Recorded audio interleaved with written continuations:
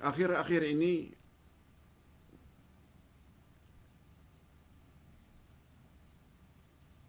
sungguh banyak dari kalangan orang-orang kafir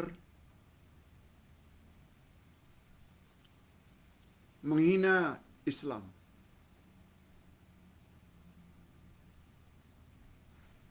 Mereka jual stokin yang di bawahnya ada nama Allah, Muhammad. Semua kita tahu. Dan mereka pun sudah minta maaf, Pak Ustaz.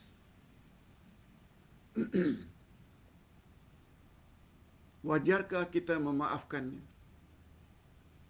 Bagus pertanyaan ini.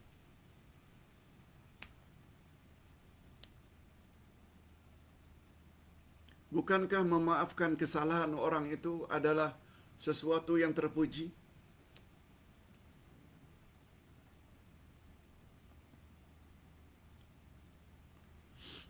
Mengapa ada setengah umat Islam berkeras untuk tidak memaafkannya?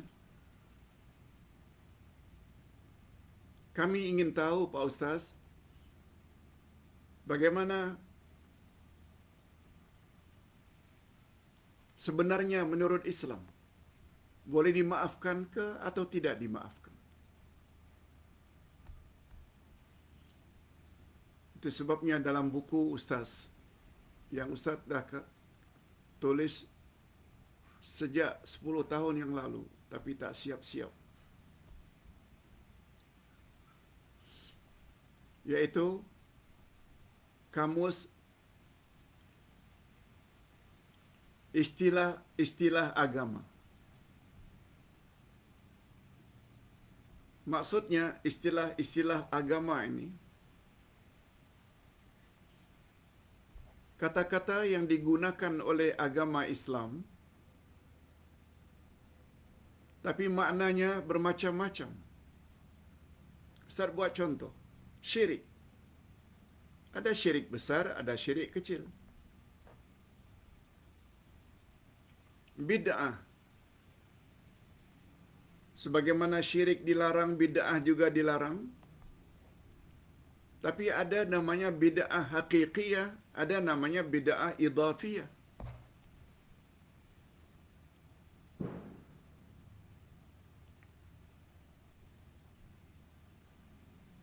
Tauhid.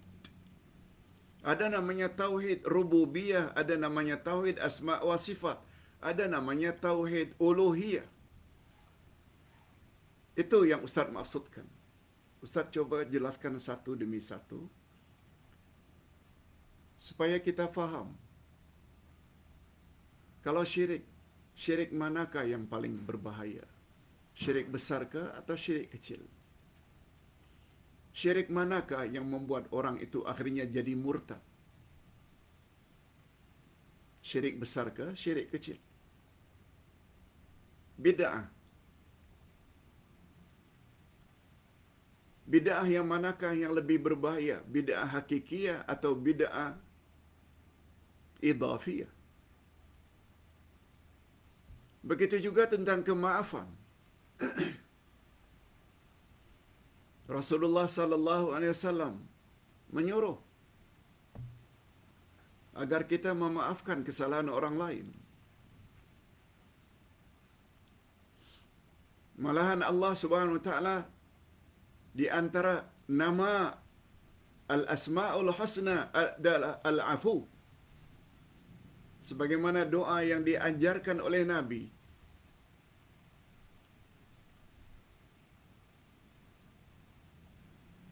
Bila kita rasa malam itu malam Lailatul Qadar, Allahumma innaka afuun tuhibbul afwa fa'fu anni. Ya Allah, Engkau Maha Pemaaf. Kau suka kepada kemaafan. Oleh sebab itu maafkanlah dosa-dosa kami. Pertanyaan. Apakah semua kemaafan itu terpuji, Pak Ustaz? Apakah semua kemaafan itu disukai oleh Allah?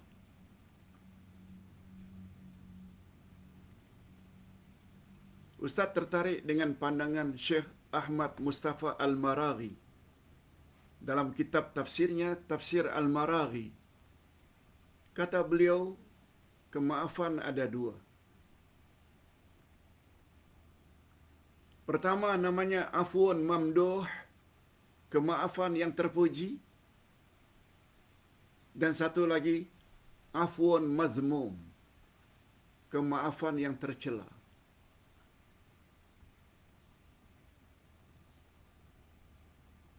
Kemaafan yang terpuji maknanya kemaafan yang membawa kebaikan. Bila orang bersalah, minta maaf kepada kita,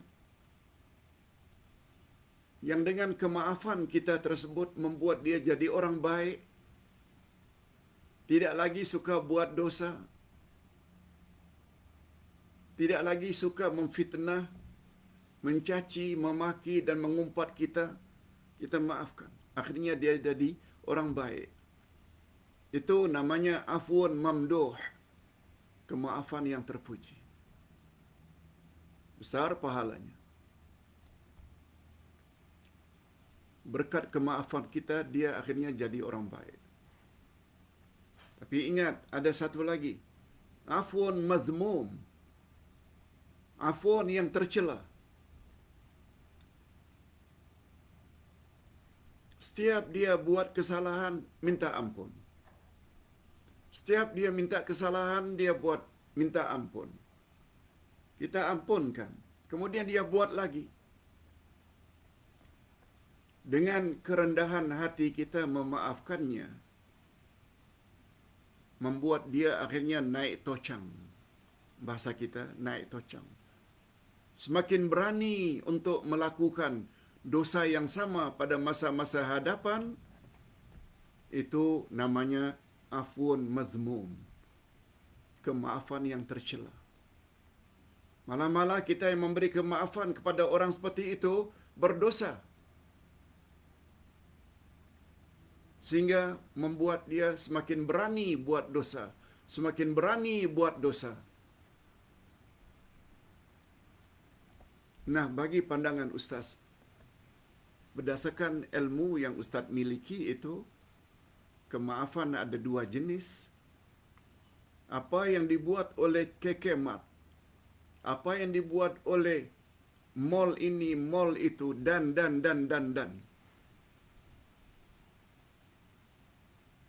Semakin dimaafkan, semakin menjadi-jadi mereka berani menghina Islam.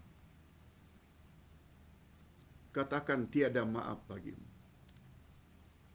Tiada maaf bagimu. No way. Sebab kemaafan seperti itu namanya kemaafan yang tercela. Afun mazmum. Itu pandangan Ustaz. Hadirin dan hadirat rahimakumullah.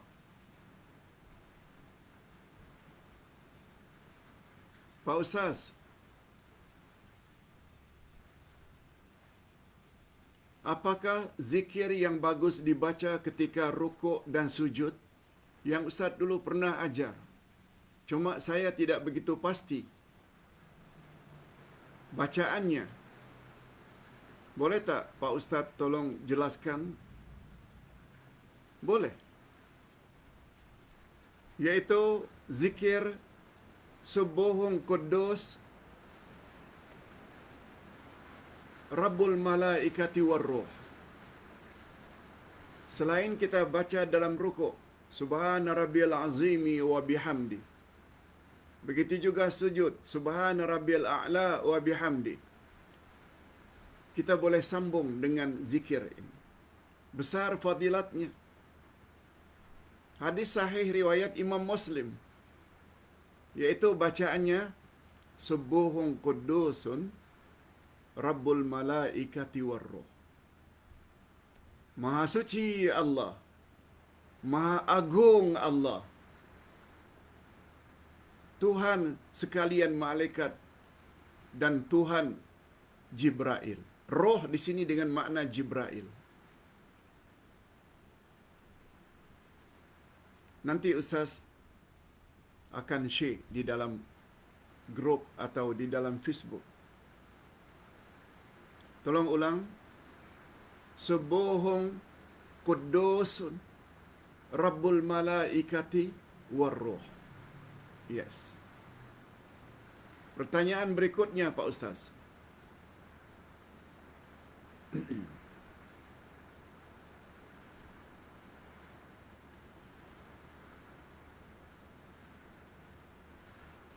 Assalamualaikum Pak Ustaz.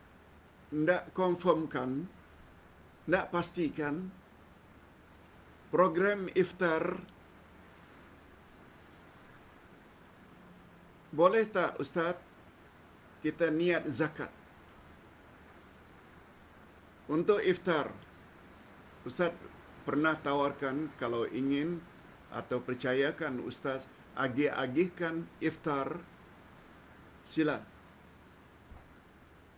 kirim pada Ustaz untuk Ustaz agih-agihkan. Setakat ini agihan iftar ini sudah Ustaz kirim ke Kamboja, Ustaz sudah kirim ke Indonesia, Ustaz juga sudah agih-agihkan di Malaysia, di beberapa pertubuhan dan beberapa masjid. Kalau ingin sumbang iftar, silakan. Masukkan dalam akaun CIMB.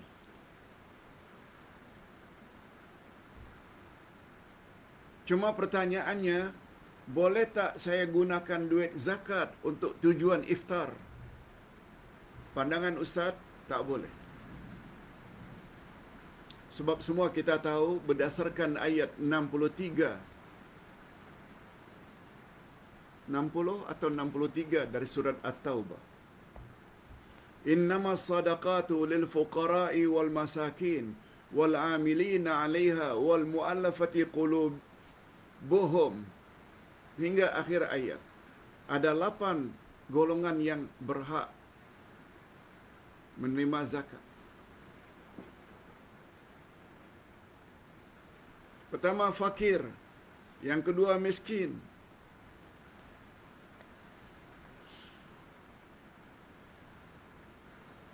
sedangkan untuk iftar itu kalau diserahkan di satu masjid, ada orang kaya, ada orang yang mampu. Oleh sebab itu adalah lebih selamat jangan gunakan duit zakat untuk tujuan iftar. Pastikan sama ada PPZ atau kita beri langsung kepada orang yang memang miskin, memang fakir. Itu pandangan Ustaz. Yang ketiga,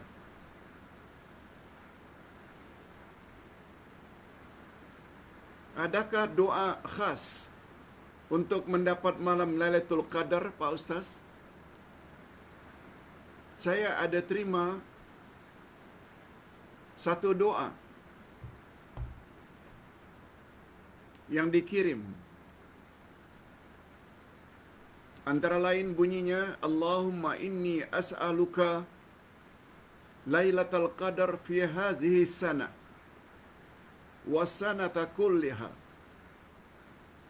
Ya Allah, anugerahkanlah kepadaku malam Lailatul Qadar pada tahun ini. Dan kalau boleh setiap tahun aku mendapat Lailatul Qadar.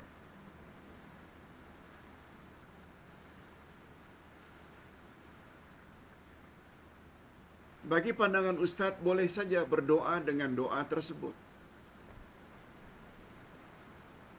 Tapi ungkapan itu bukan datang dari Nabi.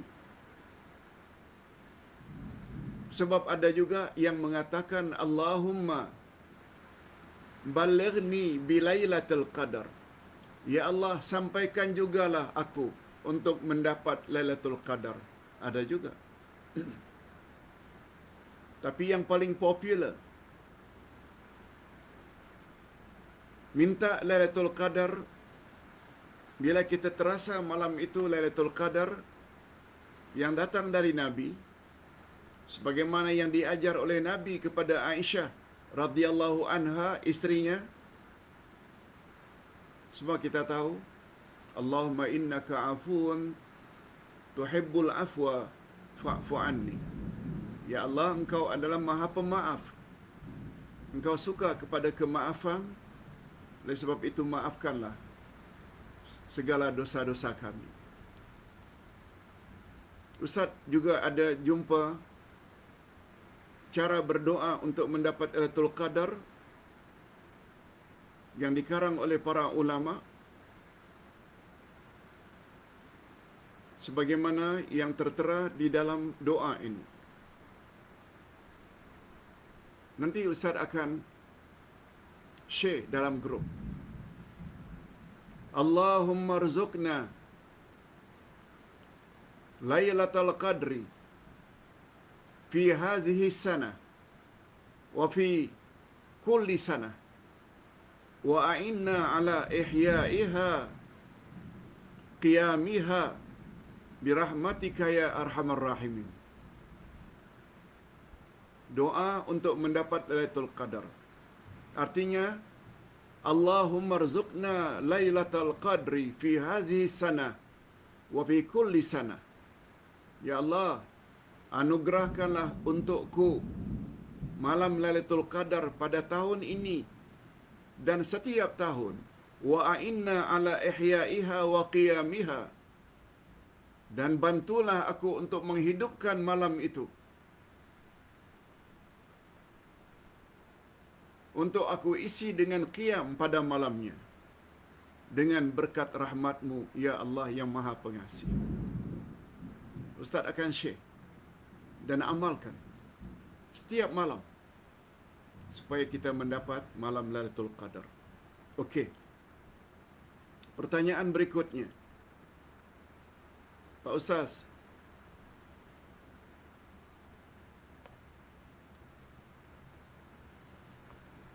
sahihkah Pak Ustaz hadis yang menyebut tentang kelebihan makan buah semangka? Bermacam-macam panjang kehebatannya. Ustaz tak jawab secara singkat saja. Buah semangka ini setengah kita katakan dia sebagai apa ya?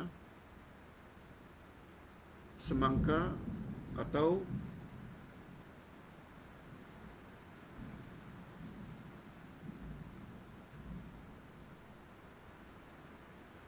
kalau di Arab sana bahasa pasarannya hab-hab.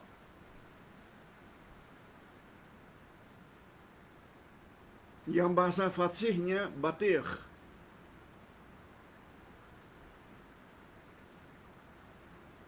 Okeylah, kita dah faham makna semangka yang merah itu dan kadang-kadang ada juga yang kuning. Betulkah fadilat yang disebut itu begini dan begitu bila makan buah semangka? Jawabnya, pertama, Nabi sallallahu alaihi wasallam memang suka dengan buah semangka. Nabi suka makan. Tapi kata Imam Ibnul Qayyim tentang fadilat dan kelebihan buah semangka itu tidak ada satu pun hadis yang sahih. Malah ada yang mengatakan hadisnya mungkar. La yasih. Hadis menyebut tentang kelebihan makan semangka tidak sahih. Kita boleh lihat di dalam kitab Zadul Ma'ad karangan Imam Ibnul Qayyim Al-Jauziyah. Silakan makan. Tak mengapa. Nabi pun suka. Tapi tentang kelebihan, jangan kita sebar-sebarkan.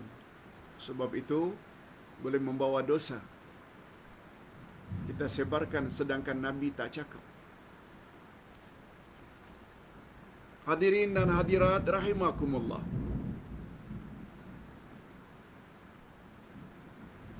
Pak Ustaz,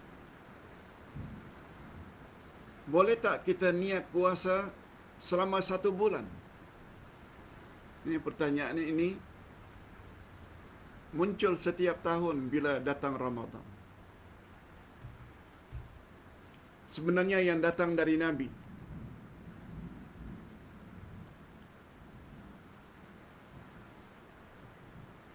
Niat adalah rukun.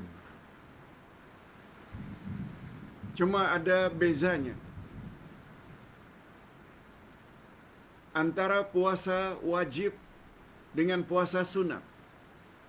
Puasa sunat, niatnya hendaklah sebelah malam.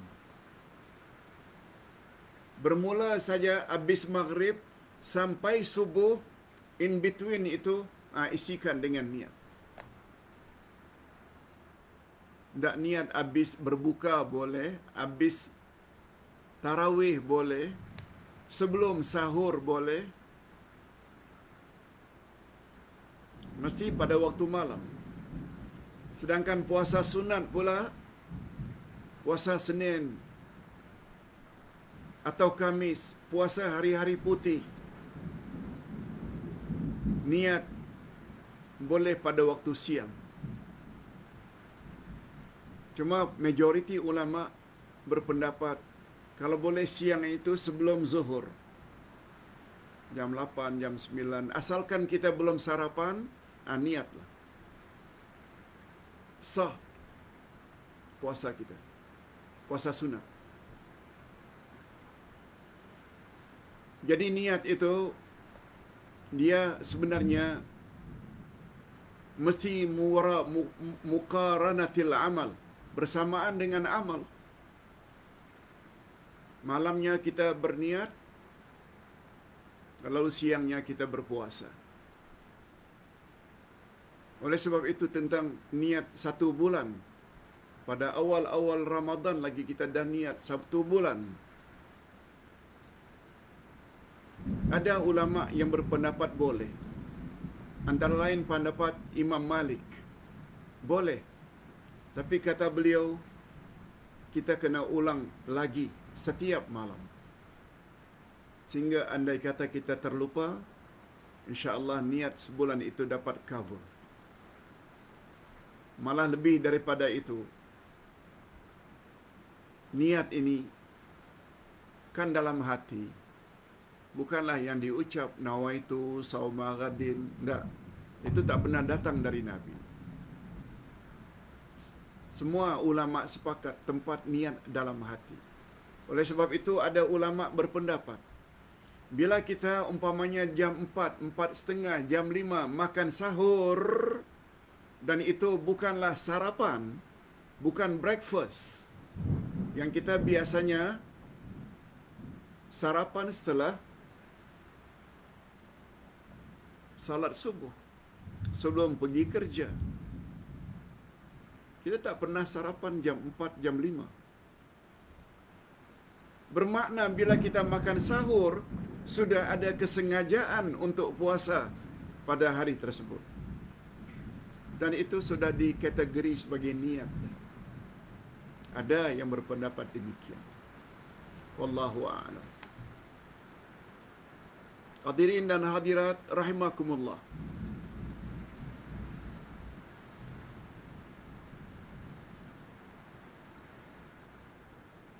Terakhir yang ketujuh. Minta maaf Pak Ustaz mengganggu. Kalau kaki saya berbalut seperti gambar di atas, macam mana beruduk? Lalu kakinya dibalut. Mungkin karena luka, mungkin karena sesuatu, dibalut karena sakit kakinya.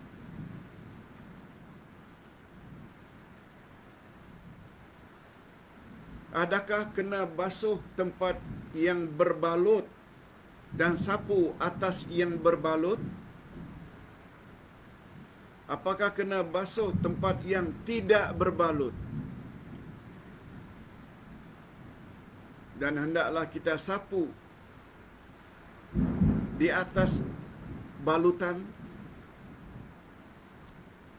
Begini jawabannya. Untuk senangnya, Ustaz tunjukkan tangan sajalah ya. Jangan kaki. Bila kaki terpaksa naikkan kaki. Basuh kaki kan, hendaklah basuh sampai ke buku lali. Semua kita tahu ada benggolan pada atas telapak kaki itu namanya buku lali. Mesti sampai di situ. Basuh tangan pula hendaklah sampai di siku. Okey. Kalau ini senang sedikit. Taruhlah umpamanya tangan kita dari pergelangan ini ada luka-luka pada jari jemari atau telapak tangan sehingga dibalut. Okey. Contoh. Ini balutannya.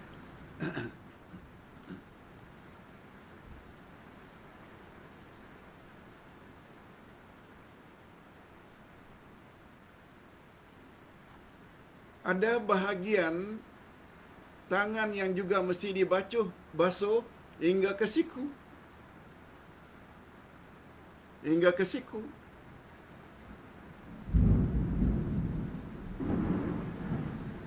Ambil uduk untuk orang yang berbalut kaki ke tangan ke, dia hendaklah basuh semua bahagian yang tidak ada balutan seperti biasa.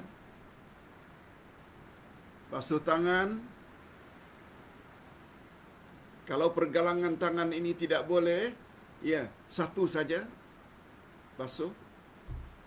Kemudian hirupkan air, sedut dengan hidung, istinsyar. Kemudian kita basuh muka seperti biasa 3 kali sebaiknya. Sebab itu semua tidak ada balutan. Nah, bila sampai kepada tangan, hendaklah kamu basuh bahagian tangan yang mesti dibasuh hingga ke siku dengan air biasa. Kenakan air. Alirkan air. Kemudian basahkan telapak tangan kanan, sapu di atas balutan, di atas dan di bawah. Semua yang berbalut itu hendaklah disapu.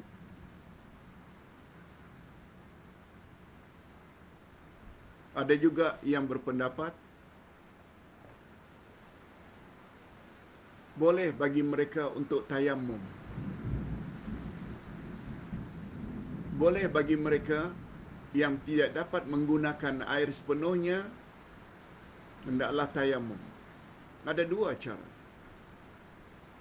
Jadi kembali kepada persoalan, bagaimana basuh kaki ketika beruduk, sedangkan kaki itu ada bahagian yang berbalut. Sama prinsipnya dengan tangan tadi.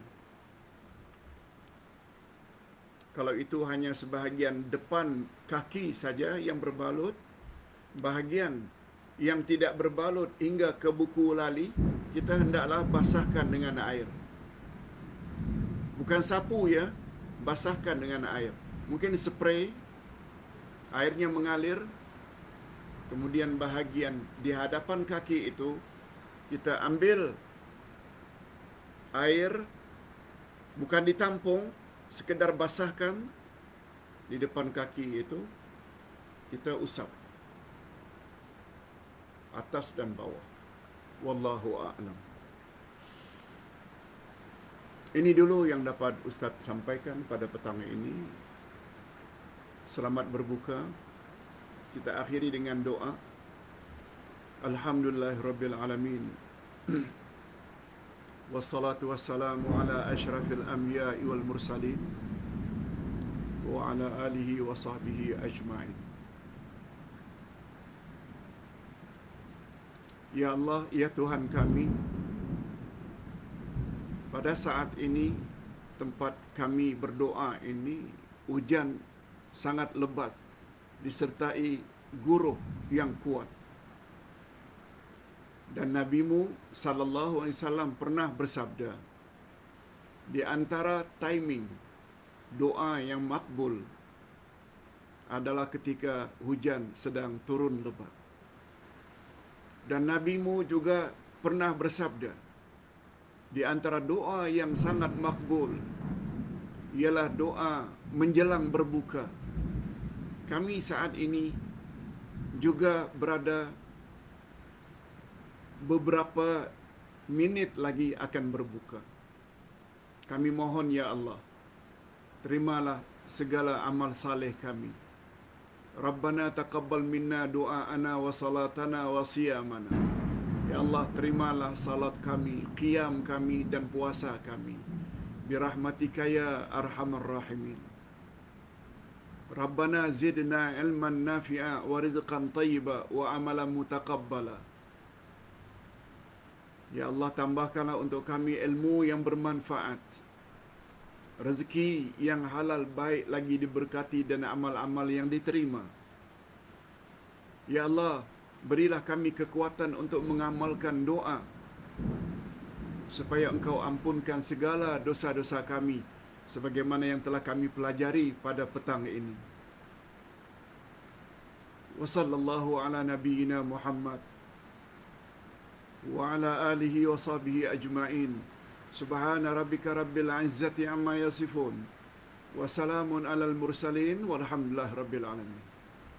Subhanakallahumma wa bihamdik asyhadu an la ilaha illa anta astaghfiruka wa atubu ilaik. Wassalamualaikum warahmatullahi wabarakatuh.